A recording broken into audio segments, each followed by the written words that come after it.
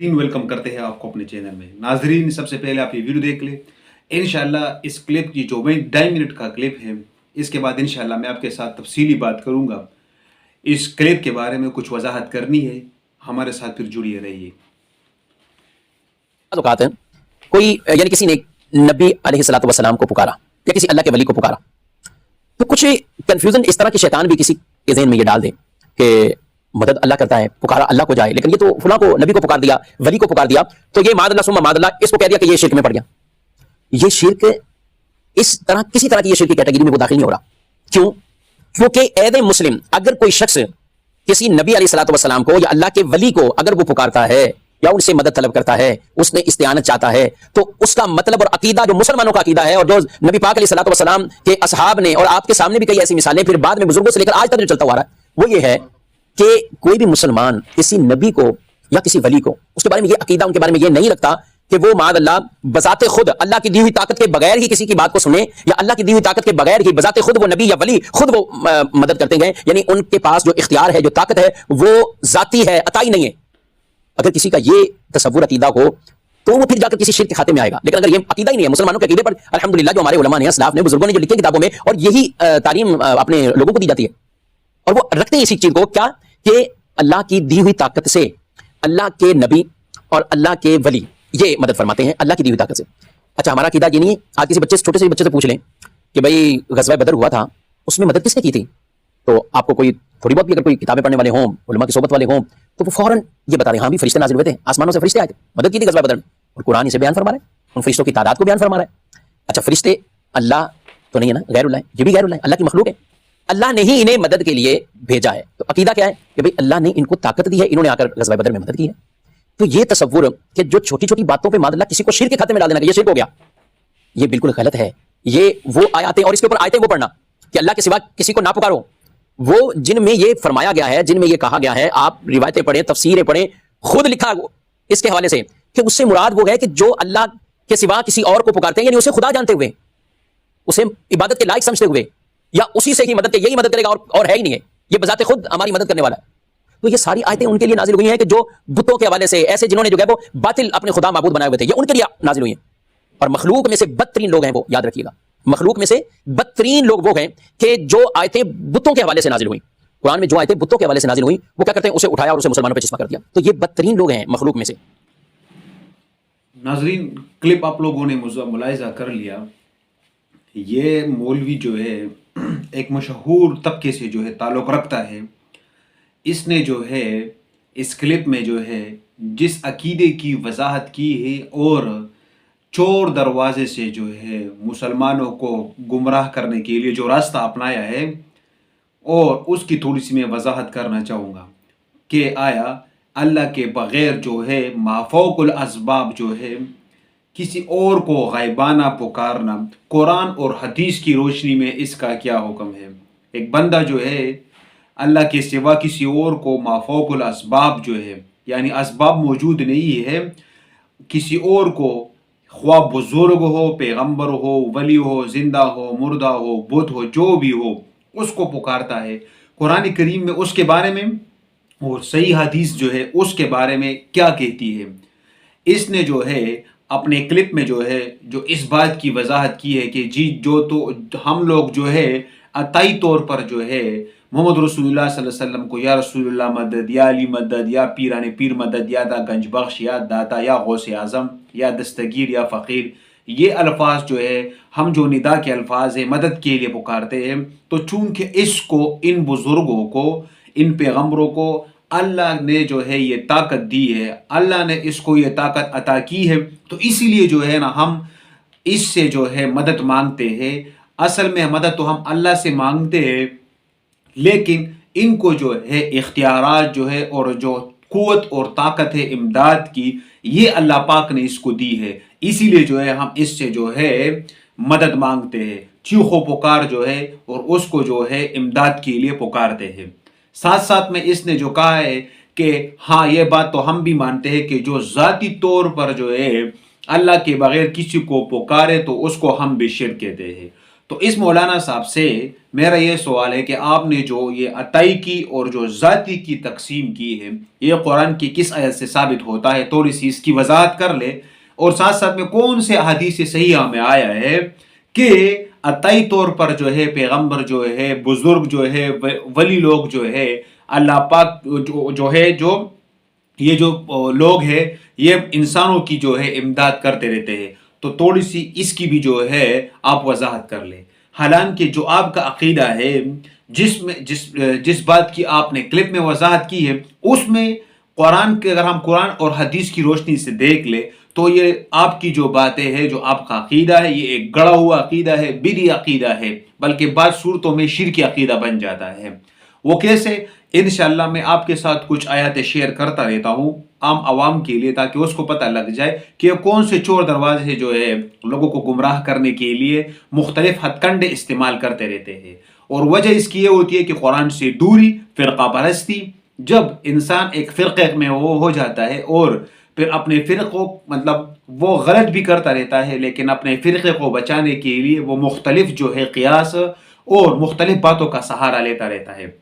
اور دوسری وجہ جو میں نے پہلے بتا دی قرآن سے دوری کی وجہ سے۔ تو چلے ہم شروع یہ کرتے ہیں کہ جو یہ کہتا ہے کہ عطائی طور پر جو ہے اللہ نے اس کو قدرت دی ہے، تو یقیناً اللہ پاک نے اس کو قدرت دی ہے، طاقت دی ہے۔ قرآن اس کے بارے میں کیا ارشاد کہتا ہے، کیا ارشاد فرماتا ہے، تھوڑی سی میں آپ کو اس کے ساتھ وضاحت کر لیتا ہوں۔ دوسرا، ان لوگوں نے کلپ میں یہ وضاحت بھی کی ہے کہ چونکہ یہ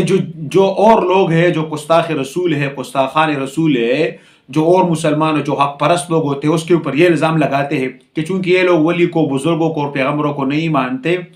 قرآن میں جو اللہ کے بغیر کسی اور کے لیے امداد کے لیے جو آیت نازل ہوئی ہے یہ اصل میں بتوں کے بارے میں۔ تو چلو ہم قرآن سے یہ بھی پوچھ لیتے ہیں کہ یقیناً یہ بتوں کے بارے میں ہے کہ نہیں ہے، بلکہ یہ بزرگوں کے بارے میں ہے۔ تو اعوذ باللہ من الشیطان الرجیم، بسم اللہ الرحمن الرحیم، یہ ابھی میں جو آیت تلاوت کر رہا ہوں، ان الذین تدعون من دون اللہ عباد امثالکم فادعوہم فلیستجیبوا لکم ان کنتم صادقین۔ سورۃ الاعراف پارہ نمبر 9 کی ہے اور آیت نمبر 194 ہے۔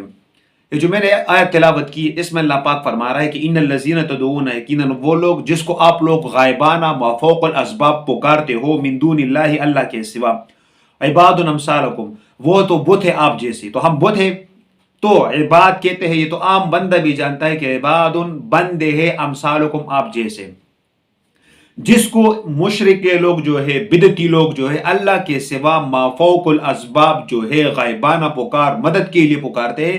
اس کے بارے میں اللہ پاک کیا فرما رہا ہے کہ عباد امثالکم، وہ جو ہے بندے ہیں آپ جیسے۔ اور تو چلو آپ تو کہہ رہے ہو کہ وہ ولی ہے، بزرگ ہے، تو چلو فدعوہم فلیستجیبوا لکم، تو چلو دعا مانگو اس سے غائبانہ پکارو اس کو۔ تو چلو میں بھی دیکھتا ہوں فلیستجیبوا لکم کہ وہ آپ لوگوں کی سوال جو ہے قبول کرتے ہیں کہ نہیں کرتے۔ قبولیت تو اللہ کے ہاں ہے، سوال جو ہے وہ قبول اللہ ہی کرے گا، حاجات اللہ ہی پوری کرتا رہتا ہے۔ ان کنتم صادقین، اگر آپ لوگ اس دعوے میں یقیناً جو ہے سچے ہو کہ غائبانہ پکار جو ہے مافوق الاسباب وہ کسی بزرگ ولی سے، پیر فقیر سے جو ہے جائز ہے۔ تو ایک بات میں تو ان لوگوں کا یہ پروپیگنڈا بھی ختم ہو گیا کہ یہ لوگ کہہ رہے کہ یہ بتوں کی آیت ہے، تو عباد امثالکم بندے کو ہی کہتے ہیں۔ ساتھ ساتھ میں یہ اگر اس کو اس بات بھی سمجھ رہی ہے تو تھوڑا سا آگے چلے جاؤ تو اللہ کیا فرما رہا ہے کہ الہم ارجل یمشون بہا، آیا ان لوگوں کے جس کو یہ لوگ پکارتے ہیں، یہ مشرک لوگ، بدعتی لوگ، آیا اس کے پاؤں ہے کہ وہ اس سے چل کر آئے اور اس کی امداد کرے، جو لوگ اس کو امداد کے لیے پکارتے ہیں۔ ام لہم ایدین یبطشون بہا، یا اس کے ہاتھ ہے کہ جس سے وہ پکڑنے کی صلاحیت اس میں ہے، اور ساتھ ساتھ میں اس کی آنکھ ہے کہ وہ اسے دیکھ سکے، یا اس کی کان ہے کہ وہ اسے سن سکے۔ قُلِ ادْعُوا شُرَكَاءَكُمْ ثُمَّ كِيدُونَ فَلَا تُنظِرُونَ۔ تو ادھر بھی اللہ پاک نے فرمایا ہے کہ یہ جس بزرگ کو پکارتے رہتے ہیں، آیا اس کے پاؤں ہے تو وہ یقیناً تو پاؤں تو ہوں گے اس کے، لیکن اس میں طاقت نہیں ہے۔ ساتھ ساتھ میں اس کے ہاتھ بھی ہوں گے لیکن ہاتھ میں پکڑنے کی طاقت نہیں ہے۔ ساتھ ساتھ میں اس کی آنکھیں بھی ہے لیکن وہ دیکھ نہیں سکتے، اس کی دیکھنے میں جو ہے اس کی جو طاقت ہے، دیکھنے کی صلاحیت، وہ اللہ پاک نے ختم کر لی ہے۔ کیوں؟ وہ دوسرے عالم میں چلے گئے ہیں۔ نیک بندہ ہو یا برا بندہ ہو، مرنے کے بعد اس کی دوسری زندگی سٹارٹ ہو جاتی ہے، جس کو عالم برزخ کہتے ہیں۔ ساتھ ساتھ میں ام لہم آذان یسمعون بہا، اس کے کان ہے کہ اس سے وہ سن سکے، تو یقیناً کان تو ہوں گے۔ تو مطلب یہ ہے کہ اس کے کان ہے لیکن اس میں جو سننے کی صلاحیت ہے، جسے میں نے پہلے بتا دیا کہ وہ ختم ہو گیا ہے. تو ساتھ ساتھ میں اگر ہم تھوڑا سا آگے چلے جائے تو اس کے بارے میں اللہ پاک فرما رہے ہیں وَالَّذِينَ تَدْعُونَ مِن دُونِهِ لَا يَسْتَطِيعُونَ نَصْرَكُمْ وَلَا أَنفُسَهُمْ يَنصُرُونَ. اے لوگوں جس کو آپ لوگ امداد کے لیے کسی بزرگ فقیر کو غائبانہ پکارتے ہو، یا علی مدد، یا رسول اللہ مدد، ان کا تو یہ حال ہے لا یستطیعون نصرکم، وہ تو ہے آپ لوگوں کے ساتھ امداد، طاقت ہی نہیں رکھتے آپ کے ساتھ امداد کرنے کی. تو وہ تو دور کی بات کی وہ دوسروں کے ساتھ امداد کر لے، وہ تو خود اتنے محتاج ہے. ولا انفسهم ينصرون، بلکہ وہ تو اپنے آپ سے بھی جو ہے نا، اپنے آپ کی جو ہے وہ امداد نہیں کر سکتے. جو بندہ جس کے بارے میں اللہ پاک فرما رہا ہے کہ وہ ولی ہو، بزرگ ہو، پیغمبر ہو، وہ اپنے آپ کی بھی جو ہے امداد نہیں کر سکتا، تو وہ پھر کسی دوسرے کی کیا امداد کرے گا؟ تو یہ تو قرآن کی صاف آیات ہے، لیکن یہ لوگ جو ہے اس کو ہیرا پھیری کرتے رہتے ہیں اور کہتے ہیں کہ نہیں جی، ذاتی طور پر تو ہم کسی سے نہیں مانگتے، عطائی طور پر جو ہے اس کو اللہ پاک نے جو ہے طاقت دی ہے کہ ہم اس سے اولاد بھی مانگے، اس سے جو ہے اپنے فریاد رسی بھی کر لے، یا غوث اعظم کے نعرے بھی لگائے، یا علی مدد کے نعرے بھی لگائے، یا رسول اللہ مدد کے نعرے بھی لگائے. تو عجیب بات ہے. ساتھ ساتھ میں اگر آپ اسی صورت میں تھوڑا سا پیچھے ہے تو اللہ پاک فرما رہے ہیں وَلِلَّهِ الْأَسْمَاءُ الْحُسْنَى فَادْعُوهُ بِهَا، اللہ کی خوبصورت خوبصورت جو نام ہے اسی سے اللہ پاک کو پکارو، اسی سے جو ہے اللہ پاک کی جو ہے بڑائی بیان کر کے اپنے حاجات مانگو. تو قرآن تو ہمیں یہ تعلیم دے رہا ہے، اور یہ لوگ جو ہے قرآن کی دوری کی وجہ سے ان چیزوں میں پڑے ہوئے ہیں کہ اللہ کے بغیر کسی اور کو ذاتی طور پر بلاؤ تو کوئی بات نہیں ہے. تو اپنے طرف سے جو ہے خود ساختہ جو ہے اپنے پارٹی کو بچانے کے لیے اور قرآن کی دوری کی وجہ سے اور ضد کی وجہ سے جس بندے میں ضد آ جاتا ہے تو پھر وہ حقیقت اس کے اوپر جو ہے منکشف نہیں ہوتا ہے. تو ساتھ ساتھ میں یہ تو ان کا ذکر ہے کہ اس بات کا جواب کہ کہہ رہا ہے کہ یہ بتوں کے بارے میں ہے، تو میں نے تو اس بات کی وضاحت کر لی. ساتھ ساتھ میں کہ یہ جس بزرگوں کو پکارتے رہتے ہیں ان کا بھی یہ حال ہے کہ وہ بھی جو ہے غائبانہ پکار جو ہے وہ صرف اللہ پاک سے کرتے رہتے ہیں. ابھی ایک بات میں آپ کو بھی بتا دوں کہ کچھ پیغمبروں کا بھی ذکر میں آپ کے سامنے کر لیتا ہوں کہ جو پیغمبر ہوتے ہیں وہ کسی سے سوال کرتے ہیں کہ نہیں کرتے. مطلب جب وہ اس کے اوپر تکلیف آتی ہے تو وہ کس سے سوال کرتے رہتے ہیں؟ تو شروع آدم علیہ السلام سے کر لیتے ہیں. آدم علیہ السلام جب شیطان اس کو ورغلا دیتا ہے اور وہ دانہ کھا لیتا ہے، جو شجر ممنوعہ دانہ تھا وہ کھا لیتا ہے، تو وہ پھر کس سے سوال کرتا رہتا ہے؟ انسانوں کا جو پہلا انسان ہے آدم علیہ السلام، جب وہ غلطی کر لیتا ہے، پیغمبر گناہ سے پاک ہوتے ہیں، تو ربنا ظلمنا انفسنا، دونوں میاں بیوی جو ہے ربنا ظلمنا، اللہ پاک سے اپنی غلطی کا اعتراف کرتے رہتے ہیں اور اللہ پاک سے معافی مانگتے رہتے ہیں. تو آدم علیہ السلام کا تو یہ حال ہے کہ وہ بھی اللہ پاک سے سوال کرتا رہتا ہے. ساتھ ساتھ میں اس کے بعد جو ہے اگر ہم ابراہیم علیہ السلام کی بات، نوح علیہ السلام کی بات کر لیں تو دو بھی جو ہے سوال جو ہے اللہ پاک سے کرتا رہتا ہے کہ اللہ پاک اگر میری قوم کو جو ہے مطلب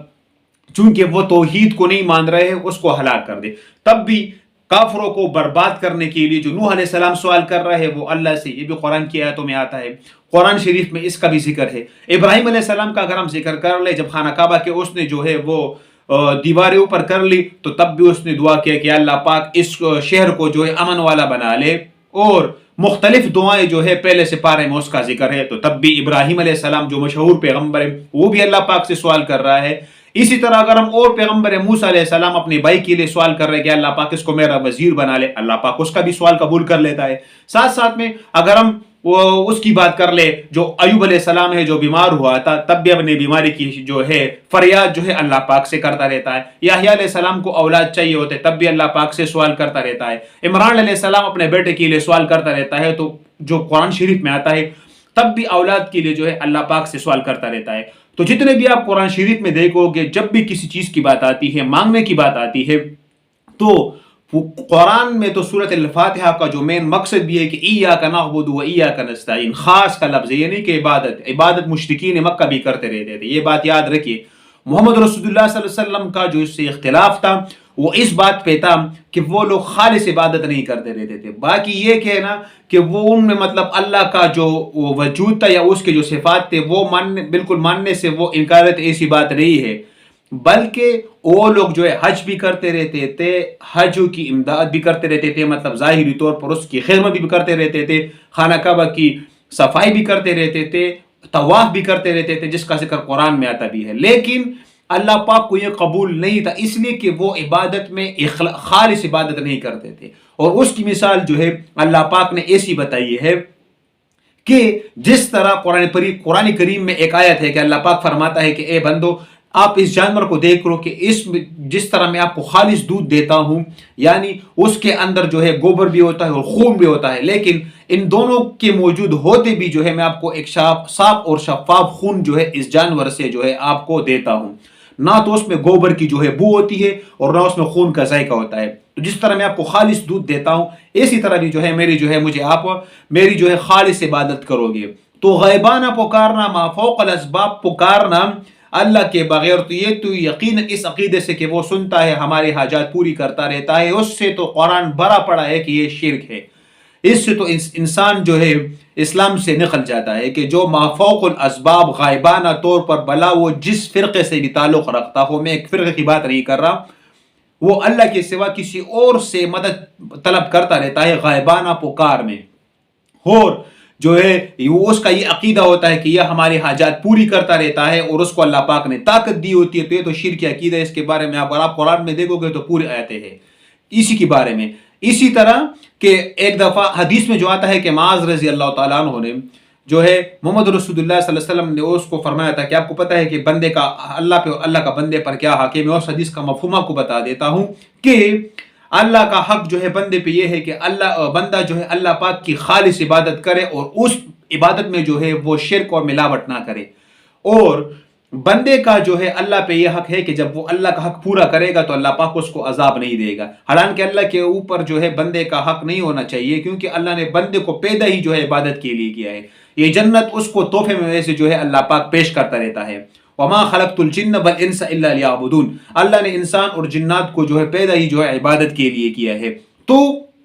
کہنے کا مقصد یہ ہے، اسی طرح حدیث میں آتا ہے کہ جو اللہ پاک سے سوال نہیں کرتا اس سے اللہ پاک خفا و ناراض ہوتا رہتا ہے. خالص اللہ سے سوال کرنا چاہیے. اور اگر آپ وسیلے کی بات کر لو تو وہ الگ ایک موضوع ہے، انشاءاللہ اس کے اوپر پھر بعد میں بات کریں گے. لیکن ادھر جو بات ہو رہی ہے غائبانہ، دوسرا یہ کہ ان کے جو پروپیگنڈے ہوتے کہ جی قرآن میں آتا ہے وَاسْتَعِينُوا بِالصَّبْرِ وَالصَّلَاةِ، اللہ اسی طرح عیسیٰ علیہ السلام نے فرمایا. بھائی ایک بات ہوتی ہے ما تحت الاسباب کی ایک بندہ موجود ہوتا رہتا ہے، ما فوق الاسباب جب اسباب نہیں ہوتے، ظاہری اسباب ختم ہو جاتے ہیں، یہ اس کی بات ہو رہی ہے. ایک ہوتا ہے ما تحت الاسباب میں کسی کو کہو کہ میرے ساتھ امداد کرو، ہیلپ کرو، بھائی وہ شخص موجود ہوتا رہتا ہے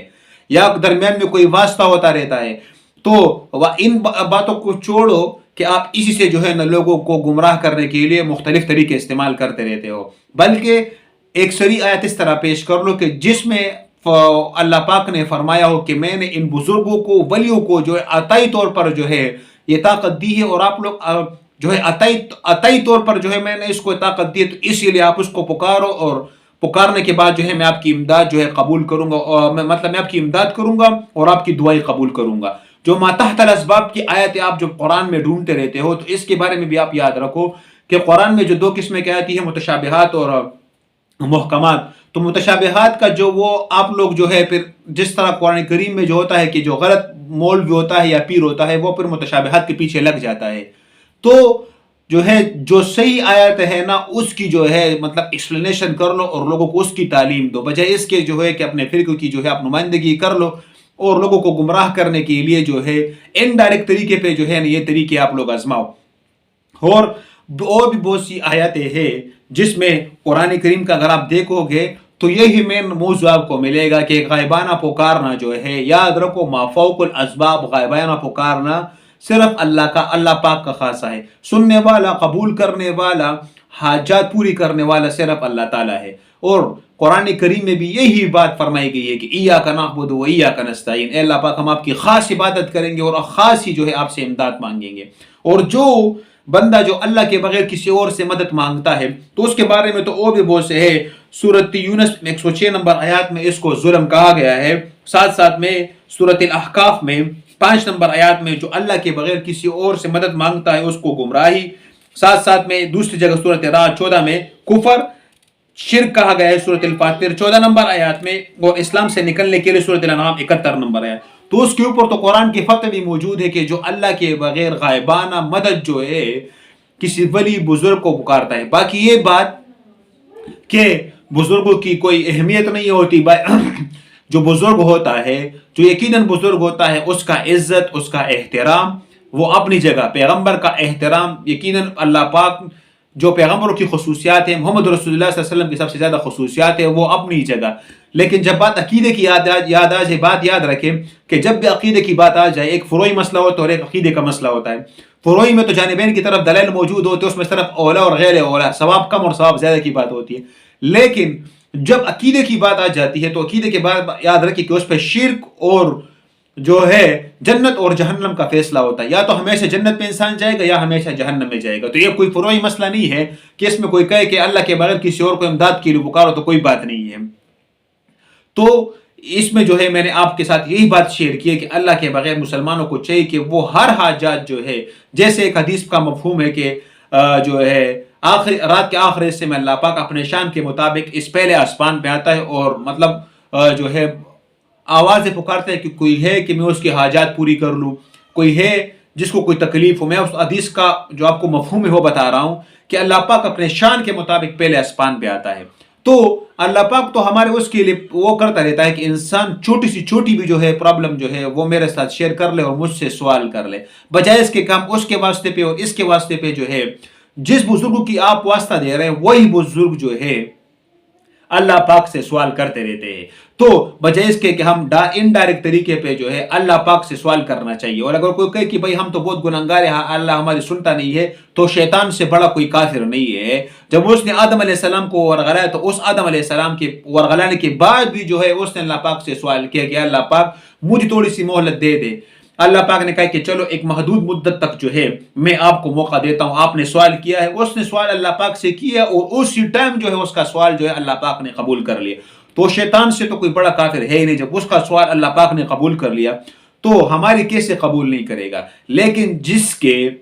दिमाग पे और या आंखों पे पट्टी आ जाती है तो फिर उसको कुरान की सही आयतें भी जो है वो उल्टी लगती रहती है और उसमें भी जो है फिर वो गलत माने निकालने की कोशिश करता रहता है। कुरान अगर आप उसका तहकीक करोगे तो हजारों आयतें आपको ऐसी मिलेगी जिसमें मोहम्मद रसूलुल्लाह सल्लल्लाहु अलैहि वसल्लम का इख्तिलाफ इसी बात पे था कि मुशरिकीन मक्का अल्लाह से इमदाद के कायल थे, लेकिन उसमें वो मिलावट करते रहते थे। ये नहीं था कि वो अल्लाह के से जो मतलब इमदाद के लिए अल्लाह को पुकारते नहीं थे, बल्कि अल्लाह के साथ साथ वो और को भी शरीक करते रहते थे इनडायरेक्ट तरीके पे। तो उम्मीद है आप लोगों को हमारी वीडियो अच्छी लगी होगी जिसमें मैंने आपको इस बात की वजाहत की है कि माफौक अल असबाब, बात याद रखें, माफौक जब असबाब मौजूद नहीं होंगे अल्लाह के बगैर किसी और को मदद के लिए, इमदाद के लिए पुकारना, या शेख अब्दुल कादिर जिलानी मदद, या पीर से मदद, या दाता गजबख्श मदद, या गौसे आजम मदद, या अली मदद, या रसूलुल्लाह मदद, अल्लाह के बगैर किसी और को माफौकुल असबाब अल्लाह के बगैर इस अकीदे पे बुलाना कि वो हमारी हाजात पूरी करता रहता है, भला वो अताई तौर पर हो या जाती तौर पर हो, ये इस्लाम का मुखालिफ अकीदा है। मुसलमानों को चाहिए कि वो इससे दूर रहे और जितना हो सके भला वो किसी फिरके का ऐसी कुरान शरीफ का तर्जुमा वो कर ले जिसके ऊपर चलो इन सारे मकातब फ़िक्र का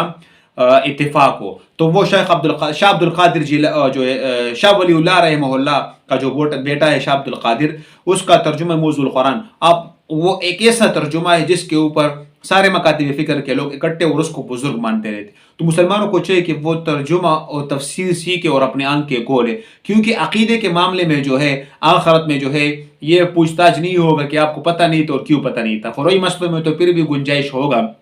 लेकिन जिस बंदे का अकीदा शिरकिया होगा उसके लिए माफ़ी नहीं है, क्योंकि कुरान में अटल हुक्म है कि अल्लाह पाक शिरक को माफ़ नहीं करता। भला ये ज़रूरी नहीं है कि आप जिस मकतब फ़िक्र से भी ताल्लुक़ किसी एक जो है उससे ताल्लुक़ रखते हो फ़िरक़े से, तो उसके लिए तो माफ़ी होगी अगर आप दूसरे फ़िरक़े से ताल्लुक़ रखते हो। इधर फ़िरक़े की बात नहीं हो रही, बल्कि इधर जो है बात अक़ीदे की हो रही। जिसका अक़ीदा सही होगा भला वो जिस फ़िरक़े से भी ताल्लुक़ रखता हो वो इंशाअल्लाह उम्मीद है कि अल्लाह पाक उसको जन्नत में जाएगा, अल्लाह पाक उसको जन्नत देगा। और जिस बंदे का अक़ीदा गलत होगा भला वो जिस फ़िरक़े से भी ताल्लुक़ रख, भला उसने नाम मुसलमान रखा हो, तो उसकी ठिकाना जो है वो जहन्नम है, क्योंकि शिर्क की माफ़ी नहीं है। तो उम्मीद है आपको हमारी वीडियो अच्छी लगी होगी। वीडियो को लाइक शेयर और सब्सक्राइब जरूर कर लेना। इंशाअल्लाह फिर नेक्स्ट वीडियो में आपसे मुलाकात होगी। तब तक के लिए अल्लाह।